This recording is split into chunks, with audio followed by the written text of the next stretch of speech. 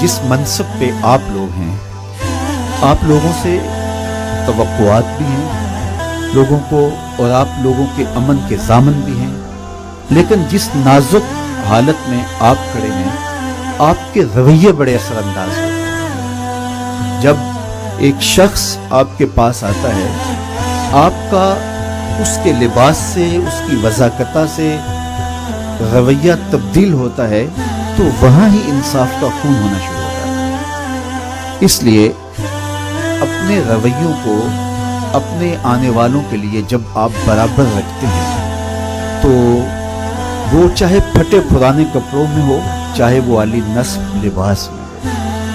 ویسے تو ایک عربی کا مقولہ ہے الناس باللباس، لوگ لباس سے ہوتے ہیں۔ عمومی طور پہ جو رویے وہ یہ ہوتا ہے کہ جس طرح کی وضاقتہ ہو، لوگ اس حساب سے عزت دیتے ہیں۔ ہر آنے والا آپ کے پاس انصاف کی بھیک مانگنے آیا ہے، امن کی بھیک مانگنے آیا ہے، تو آپ اس کی مدد کر سکیں۔ غریب کے ساتھ آپ زیادہ نرم رویے سے پیش آئیں گے تو اللہ کی اور رضا آپ کو نصیب ہوگی۔ میرے حضور کا رویہ ان لوگوں کے لیے جن کو کوئی پوچھتا نہیں تھا اتنا خوبصورت تھا کہ ایک خاتون آئی اور وہ مسجد نبوی کے دروازے پہ کھڑے ہو کے حضور کو ہاتھ سے اشارہ کرتی، تو آقا کریم علیہ السلام مصلی سے اٹھ کے اس کی بات سننے کے لیے جاتے ہیں۔ تو اس نے کہا میں نے آپ سے کوئی باتیں کرنی ہے۔ فرمایا کیجئے۔ اس نے کہا یہاں نہیں کرنی۔ کہاں کرنی؟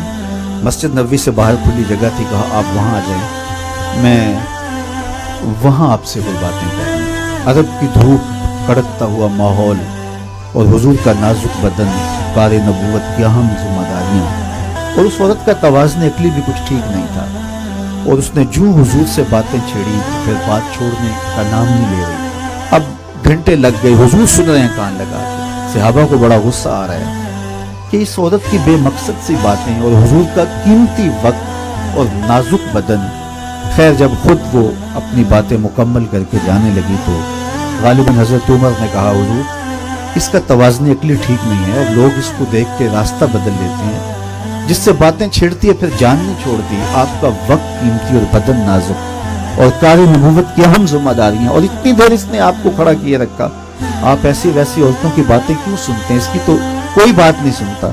تو حضور نے فرمایا عمر پورے مدینے میں اس کی کوئی نہیں سنتا، میں بھی نہ سنوں۔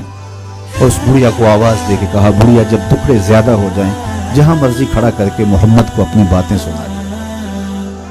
تو رویوں کی خوبصورتی آدھا دکھ ختم کر دیتی ہے، اور ہم تو یہ پولیس کا امتیازی نشان سمجھتے ہیں کہ مجرم سے ہماری نفرت نہیں ہے، ہماری نفرت جرم سے ہے۔ تو مجرم کی اصلاح کی آخری حد تک کوشش اور اس کے ساتھ ہمدردی کا ایک جذبہ اس اعتبار سے کہ اس کبھی جرم سے بچ جائے۔ اللہ کے محبوب علیہ السلام کے پاس جب مائز ابن مالک آئے تو اس نے بہت بڑا جرم کیا تھا، تو حضور علیہ السلام نے انہیں 2-3 مرتبہ ٹالا، لیکن وہ بار بار خود اقرار کر رہے تھے۔ تو حضور نے فرمایا ٹھیک ہے ان کو لے جاؤ اور سنگسار کر دو۔ اور جب ان کو سنگسار کیا جا رہا تھا تو حضور علیہ السلام مسجد نبوی میں کبھی کھڑے ہو جاتے کبھی بیٹھ جاتے۔ تو کسی نے کہا حضور خود ہی تو آپ نے حکم دیا ہے اور خود ہی رو رہے ہیں، چشمان اقدس میں آنسو ہیں۔